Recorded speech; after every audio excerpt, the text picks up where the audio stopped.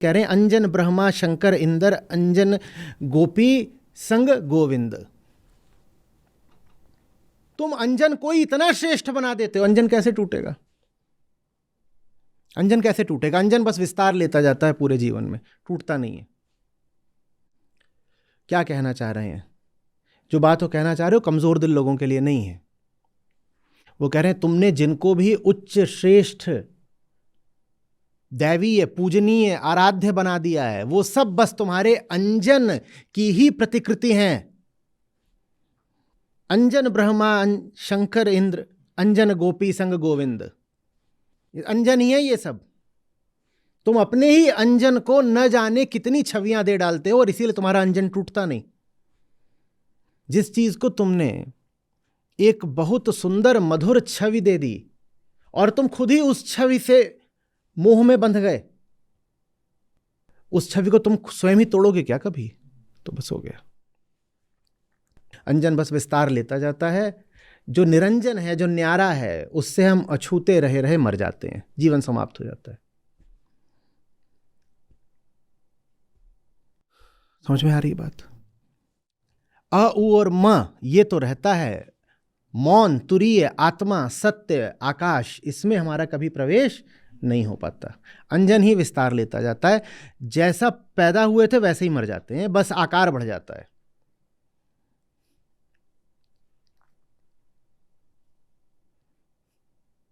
इतने से पैदा हुए थे, मर रहे हैं 6 फुट के होकर के, आकार बढ़ गया है बिल्कुल वही, एकदम भी कुछ नहीं बदला। नाल लगी हुई है, उससे पोषण मिल रहा है। ज्यादातर लोगों की क्या यही ख्वाहिश नहीं होती? हाथ पांव भी नहीं हिलाने पड़े, बच्चा होता है उसको हाथ पांव भी हिलाना पड़ता है क्या? कुछ नहीं करना पड़ता। नाल लगी हुई है, खाना आ रहा है। ज्यादातर लोग बहुत खुश रहते हैं, बाप का पैसा हो मौज मार लें। वही तो है सरकारी नौकरी, वही तो है वो कि नाल लगी हुई है, आ रहा है, कुछ नहीं करना पड़ रहा है, पड़े हुए हैं बस।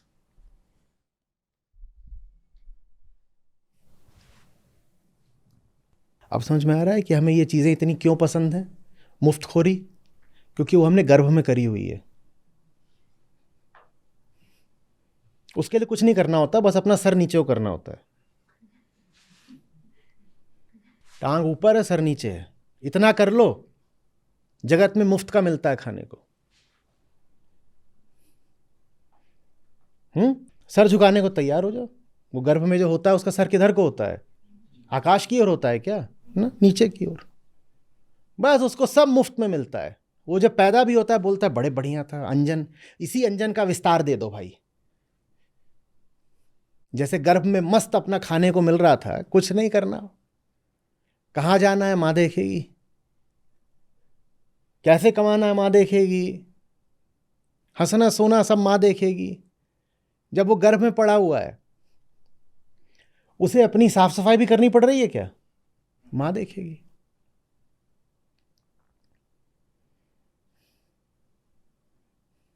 अभी मेरे कमरे में आए,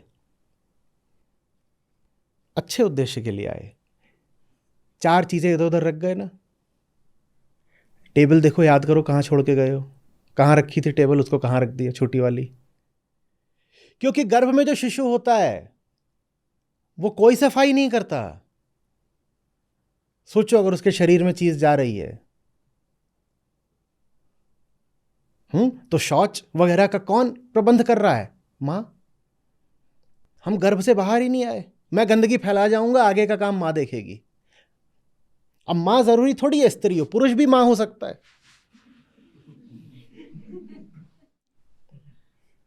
तो न शादी न ब्याह, 25 के पापा भी नहीं, मम्मी बन के घूम रहे हैं।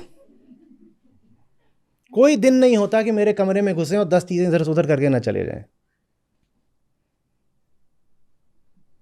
वो अभी भी वैसा ही है, उसको अभी भी मैं ही ठीक करूंगा।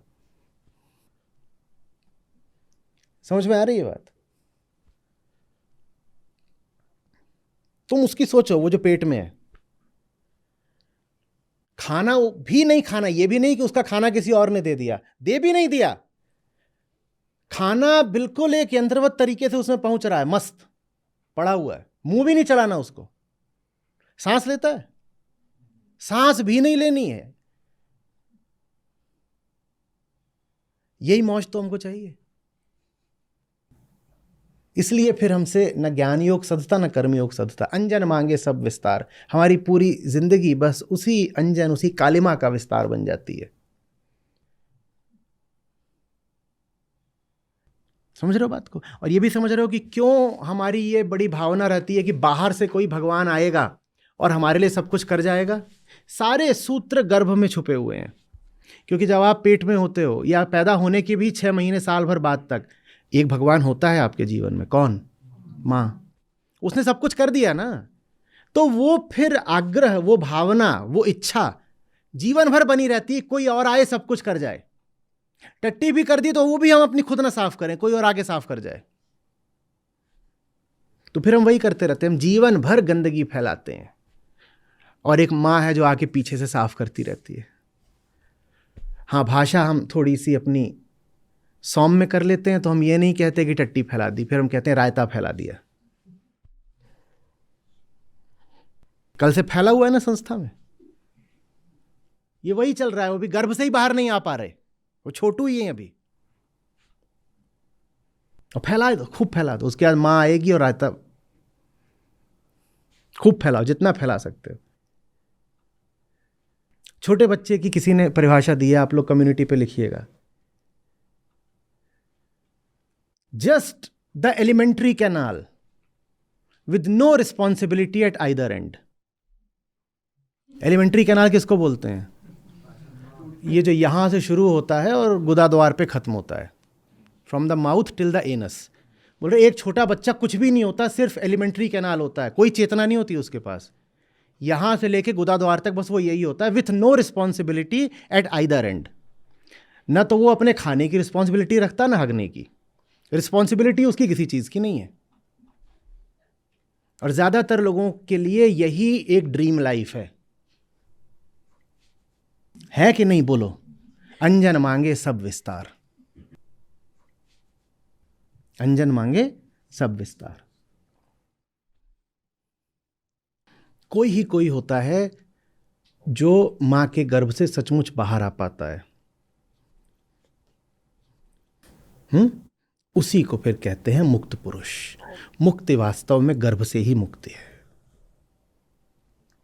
नहीं तो बाकी सब गर्भ में ही पैदा होते हैं और गर्भ में ही मर जाते हैं। समझ में आ रही बात ये? कृपया इंतजार करें, आप अभी प्रतीक्षा में हैं, आप कतार में हैं, आप अभी पैदा नहीं हुए हैं। मम्मी घूम रही हैं, पूछ रहे कितना, कौन सा महीना चल रहा है? उन्होंने गणित लगाया, बोली 40 गुणा 12, बोले करीब 500वां महीना चल रहा है। वो पैदा ही होने को नहीं मान रहा। मुझसे पूछो ना, 500 महीने हो गए, वो पैदा नहीं होना चाहता अभी। कह रहे बाहर का को आए, यही अंदर मौज है इतनी, हम पागल हैं कि बाहर आएंगे? मौजा ही मौजा भीतर, कुछ नहीं करना। टैक्स देना भीतर, नहीं देना, कुछ नहीं करना। बढ़िया एक अपना कैप्टिव स्विमिंग पूल है, प्लंज पूल, और उसमें दिन रात तैरता है, मौज।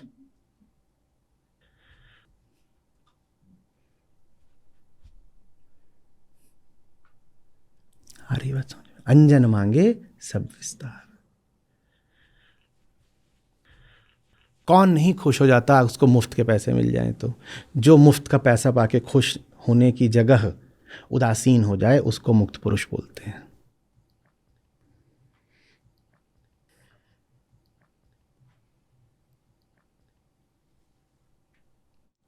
जिसको मुफ्त का जीवन, परतंत्रता का जीवन, पराश्रित जीवन थप्पड़ की तरह लगे, उसको मुक्त पुरुष बोलते हैं।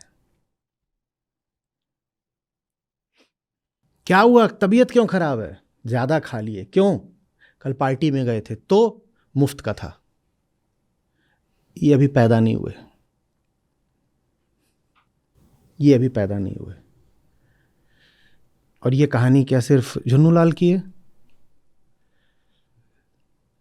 जहां पर 70 तरीके की चीजें उपलब्ध हो मुफ्त खाने के लिए, बुफे लगा हुआ हो, वहां ओवर ईटिंग करते हो कि नहीं करते हो?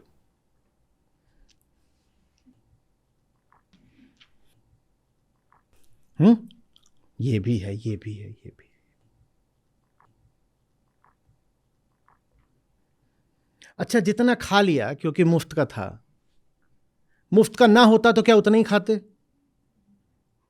तो बस ये गर्भ का मामला चल रहा है, अभी पैदा नहीं हुए।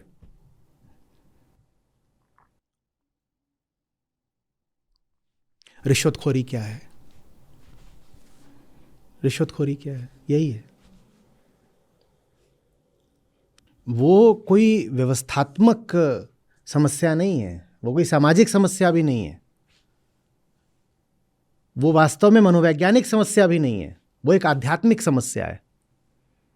इस व्यक्ति को अध्यात्म की जरूरत है। जब तक नहीं मिलेगा तब तक ये यही कहेगा मुझे कुछ करना ना पड़े और इधर से उधर से खूब सारी गड्डियां मिलती रहें।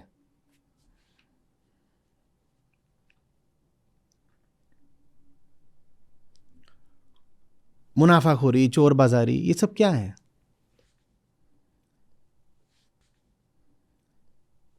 सारा जो देह भाव है वो क्या है? मैं देह हूं, और जब आप देह हो तो दूसरी देह से रिश्ता निश्चित रूप से कैसा होगा? शोषण का। ये जो छोटा बालक होता है इसमें कोई चेतना तो होती नहीं, जब चेतना नहीं तो प्रेम भी नहीं हो सकता। तो ये छोटे बच्चे हिंसक भी होते हैं, बस ये है कि कोई ताकत नहीं है तो उनकी हिंसा बहुत रंग नहीं दिखा पाती, नहीं तो हिंसक भी होते हैं।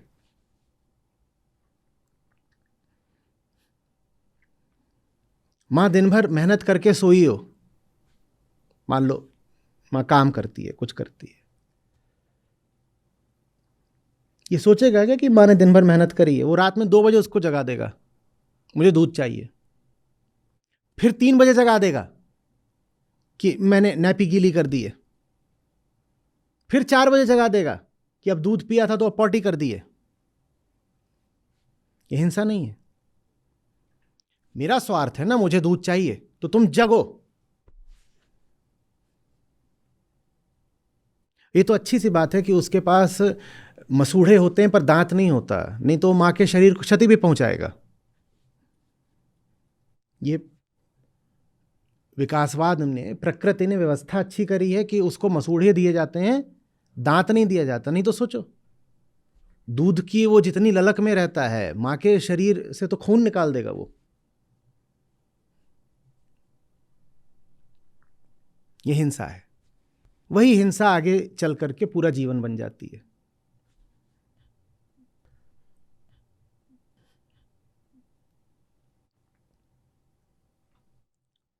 लोग कहते हैं कि दांत अभी उसे इसलिए नहीं चाहिए क्योंकि अभी वो सॉलिड फूड नहीं लेता। बात थोड़ी सी और भी है, दांत अभी उसके होने भी नहीं चाहिए, नहीं तो मां के लिए बड़ा बुरा हो जाएगा।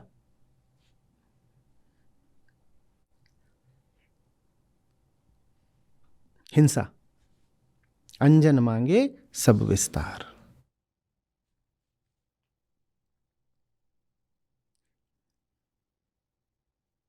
और फिर यही सब कुछ जो तमाम तरह की हमारी पर निर्भरताएं होती हैं, इनको ही हम दैवीयता का नाम दे देते हैं। एक भगवान जी हैं, वो हमारी रक्षा करेंगे, तो फिर अंजन ब्रह्मा शंकर इंद्र अंजन गोपी संग गोविंद रे।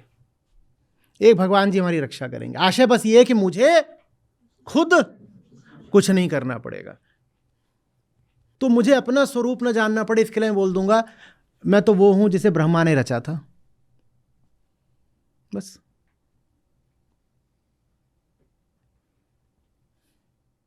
मैं जितने जितने काम करता हूं अपने, उनको मैं अपने अवतारों की लीलाएं बता दूंगा, क्योंकि वो काम मेरे हैं। और मैं अपने कामों को कैसे कह दूं कि निकृष्ट हैं, तो मैं उन्हीं कामों को थोड़ा बढ़ा चढ़ा के कह दूंगा कि मेरे अवतारों ने भी तो यही काम करे हैं। फिर पूछा जाए कि तुम ये काम क्यों कर रहे हो, तो मैं दलील दूंगा क्योंकि मेरे अवतारों ने भी करे हैं। अरे तुम्हारे अवतारों से भी तुमने ही कराए हैं।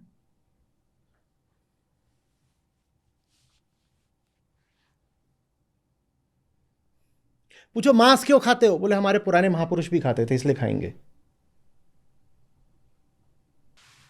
समझ में आ रही है बात? हम अपने ही अहंकार को दैवीयता की छवि देकर खड़ा कर देते हैं। अब बताओ अहंकार टूटेगा कैसे?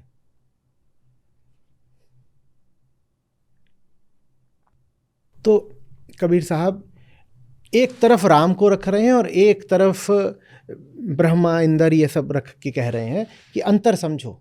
बात ये नहीं है कि वो कह रहे हैं कि एक देवता या एक अवतार दूसरे से श्रेष्ठ है, कि राम कृष्ण से श्रेष्ठ हैं, नहीं, ये नहीं कह रहे हैं, कुछ और कह रहे हैं।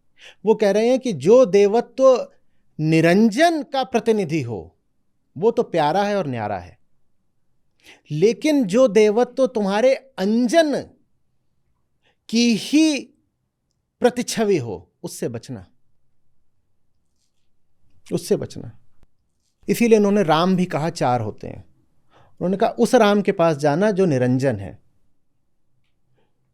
वो राम जो तुम्हारी ही छाया है, जो तुम्हारा ही प्रतिबिंब है, वो तुम्हें बहुत विशेष लाभ नहीं दे पाएंगे।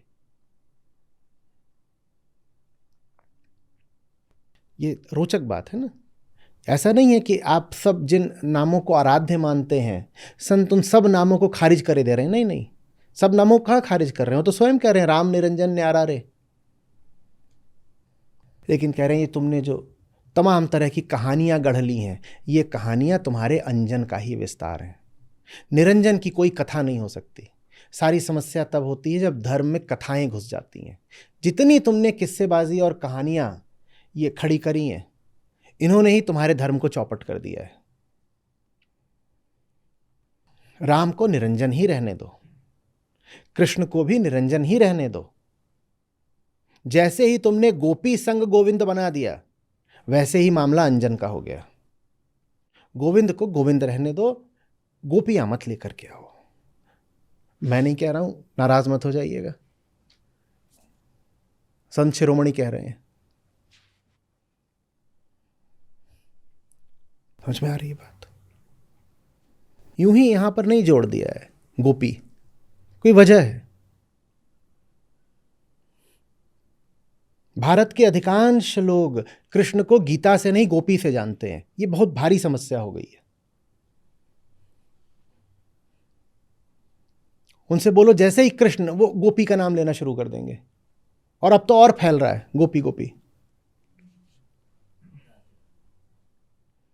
और समझाने वाले तब से समझा रहे हैं कि ये अंजन है भाई। गोविंद के साथ गोपी को जोड़ देना ये अंजन वाली बात है, बचो, गलत है। समझ में आ रही है बात? चार राम हैं, आप चौथे राम का वर्ण करें। कृष्ण भी कही हैं, आप गीता के कृष्ण का वर्ण करें, गोपी के कृष्ण को कथा में ही रहने दें।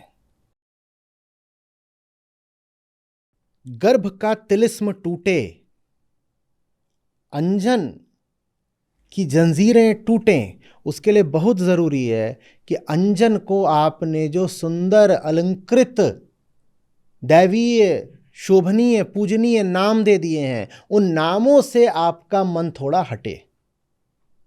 जब तक आप अंजन की ही पूजा करते रहोगे अपने मंदिरों में, तब तक आप निरंजन राम को कैसे पूजोगे? हम क्या कर रहे हैं? हम अपने देवताओं की कथाएं बनाएंगे, उनमें उनके बड़े बड़े महल होंगे सोने के। सच बताना, सोने का महल क्या सचमुच किसी मुक्त चेतना को चाहिए होगा? सोने का महल किसको चाहिए होता है? हमें चाहिए होता है। हमने अपने लालच को अपने देवताओं की कथा बना दिया। बनाया कि नहीं बनाया? और हम बताएंगे बहुत सुंदर पत्नी है उनकी। ये बहुत सुंदर पत्नी किसको चाहिए होती है? किसी मुक्त चेतना को तो चाहिए नहीं होती, किसी साधारण पुरुष को चाहिए होती है। लेकिन वो सब बातें आपने उठा करके दैवीत्या पर भी आरोपित कर दी। अंजन को ही आपने जैसे निरंजन का नाम दे दिया। अब बताओ राम निरंजन न्यारा रे कैसे पाओगे? और आ जाइए ना आप उन सब कहानियों में आप वही सब कुछ पाएंगे जो आपके जीवन में है, बस थोड़ा और विस्तृत। तो बताइए आपको कैसे लाभ होगा?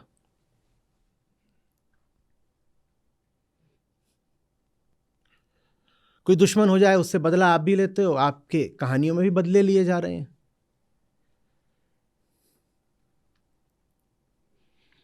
आज कोई फिल्म बनती है, उसको एडल्ट सर्टिफिकेट मिल जाता है अगर उसमें रक्तपात बहुत होता है ना।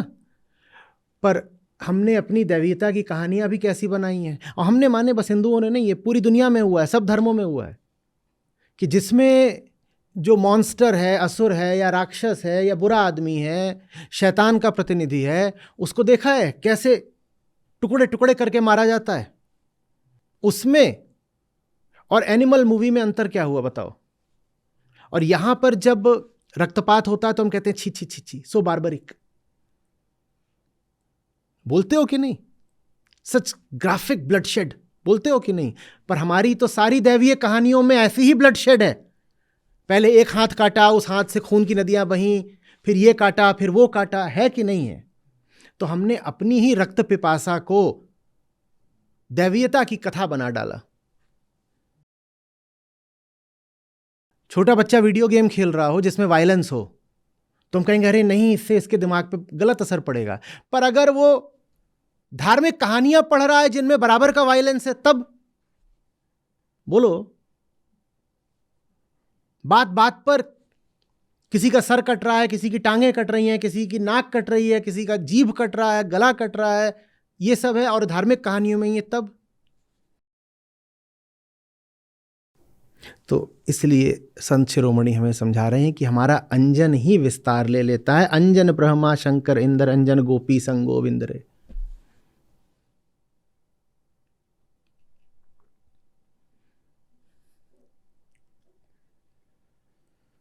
राम निरंजन न्यारा रे। न्यारा हमारा आराध्य है। राम ब्रह्म परमार्थ रूपा। वो राम हमारे हृदय में वास करता है। उस राम से हमें प्रीत है, उसी को नमन है। निर्गुण सगुण दो से न्यारा, कहें कबीर सो राम हमारा।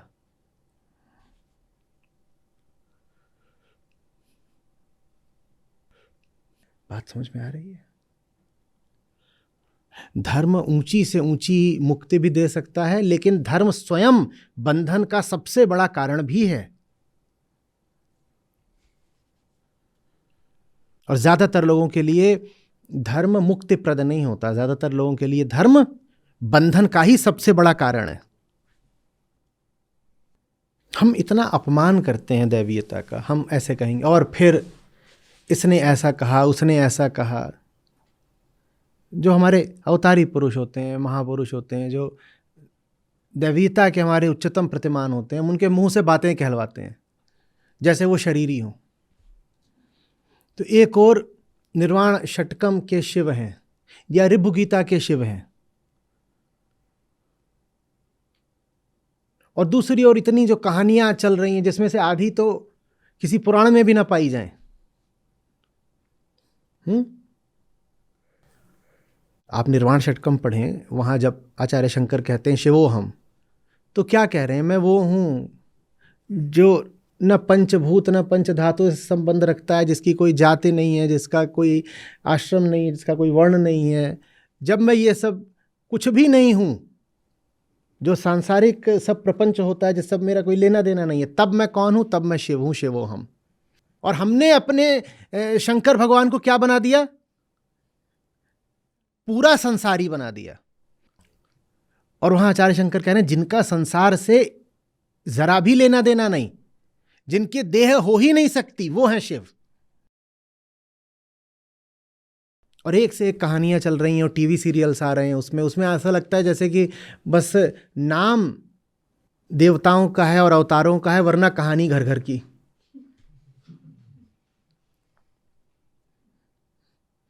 वही काम जो झुन्नूलाल और धनिया कर रहे होते हैं और बीच में नुन्नू कूद रहा होता है। हाँ, पति पत्नी बच्चा, वही काम हम अपने सब देवी देवताओं को करता दिखा देते हैं, बस थोड़ा विस्तृत रूप में, थोड़ा अलंकृत रूप में। तो बताओ उससे हमें कोई आध्यात्मिक लाभ कैसे होगा? होगा? वो तो वही है फिर ना, उनके घर की कहानी जैसे हमारे घर की कहानी।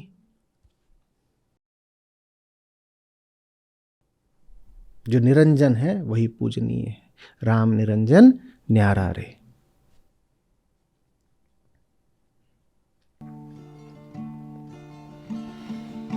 राम निरंजन न्यारा रे, राम निरंजन न्यारा रे, अंजन सकल पसारा रे, अंजन सकल पसारा रे।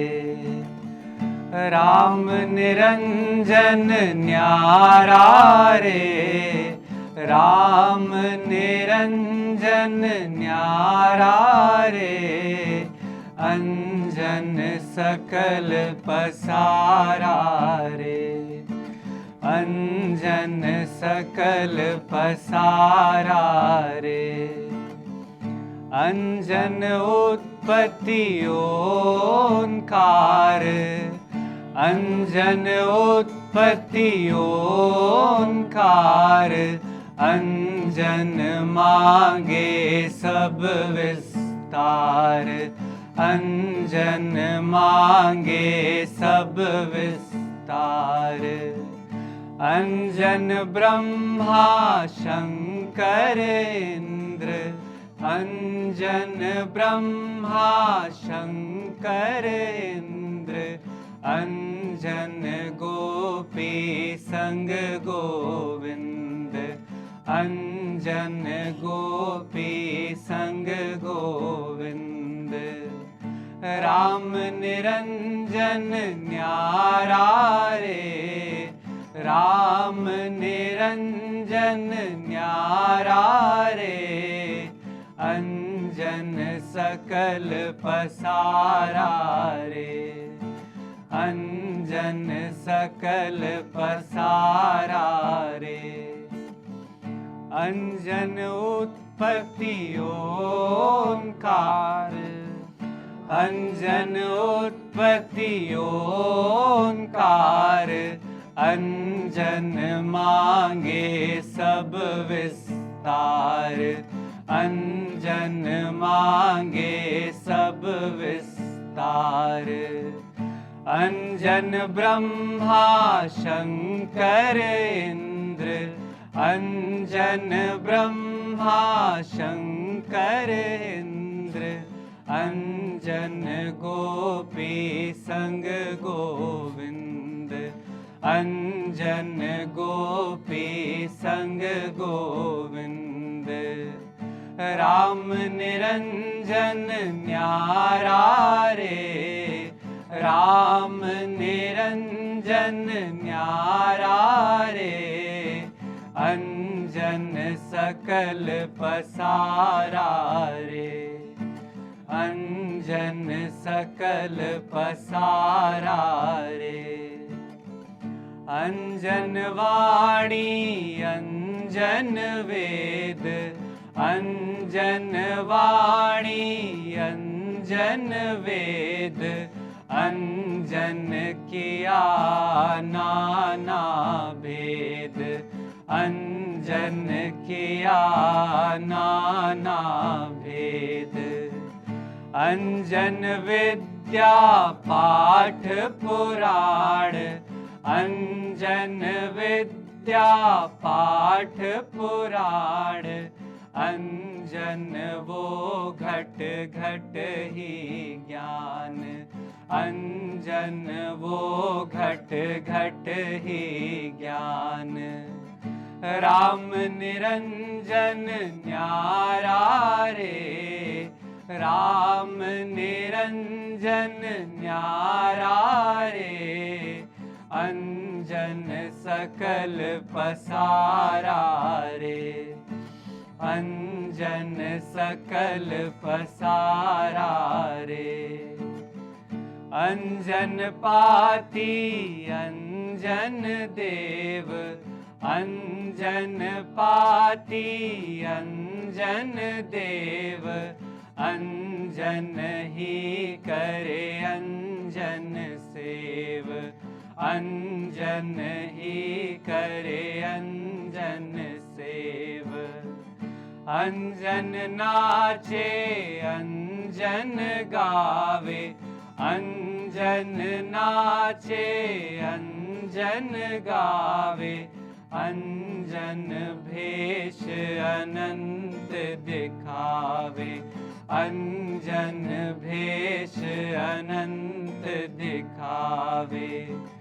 राम निरंजन न्यारा रे, राम निरंजन न्यारा रे, अंजन सकल पसारा रे, अंजन सकल पसारा रे। अंजन कहो कहाँ लग केता, अंजन कहो कहाँ लग केता, दान पुनि तप तीरथ जेता, दान पुनि तप तीरथ जेता।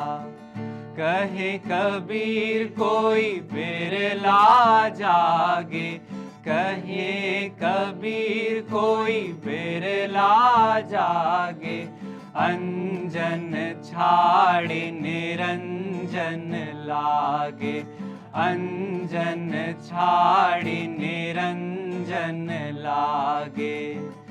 राम निरंजन न्यारा रे, राम निरंजन न्यारा रे, अंजन सकल पसारा रे, अंजन सकल पसारा रे। राम निरंजन न्यारा रे, राम निरंजन न्यारा रे, अंजन सकल पसारा रे, अंजन सकल पसारा रे।